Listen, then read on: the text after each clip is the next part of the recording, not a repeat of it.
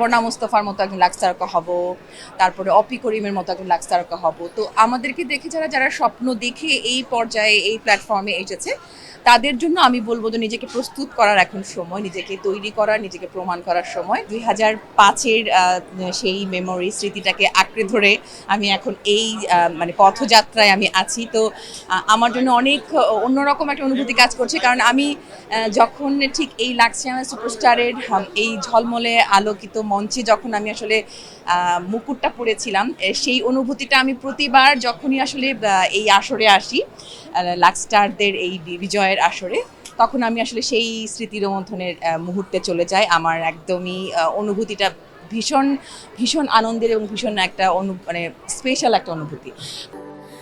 Sandalina so, রূপচর্চায় আভিজাত্য। তো আজকে যারা টপ 5-এ এসেছে এবং যারা এই বিজয়ের ট্রফির জন্য লড়াই করছে, তাদের প্রত্যেকেই শুভকামনা। এবং আমি জানি যে এই অনুভূতিটা, এই মুহূর্তটা কীরকম, এবং যে বিজয়ী হবে তার জন্য তো অবশ্যই ভালোবাসা এবং শুভকামনা রইল। এবং কিন্তু যারা প্রত্যেকে এই টপ 5-এ এসেছে, আমি বিশ্বাস করি যে প্রত্যেকেই ডিজার্ভিং এবং প্রত্যেকেই তাদের চেষ্টা এবং পরিশ্রম দিয়ে এই অবস্থানে এসেছে। তাদের সবার জন্য শুভকামনা। আমাদের সময়টাতে যখন আমরা যাত্রা শুরু করেছিলাম, তখন প্রযুক্তির ব্যবহারটা কম ছিল। এখন যেহেতু প্রযুক্তির সাথে সাথে আমরা এগিয়ে চলছি, আমার জীবনযাত্রা সব কিছু, তো সেই জায়গাটায় আমার খুব বেশি পার্থক্য মনে হয় না।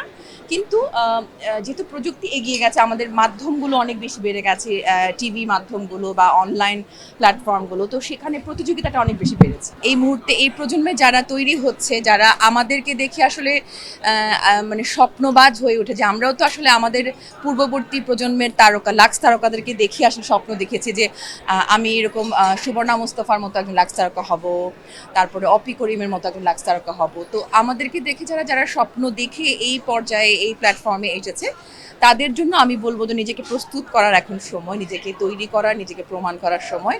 আগামীর দিনে একজন ভালো শিল্পী হিসেবে, ভালো আমি বলবো ভালো অভিনেত্রী হিসেবে ইন্ডাস্ট্রিতে অনেক কিছু দেওয়ার আছে। তো তাদের জন্য, সবার জন্য শুভকামনা। প্রতিটা মানুষ একদমই আলাদা, প্রতিটা মানুষের গোল আলাদা।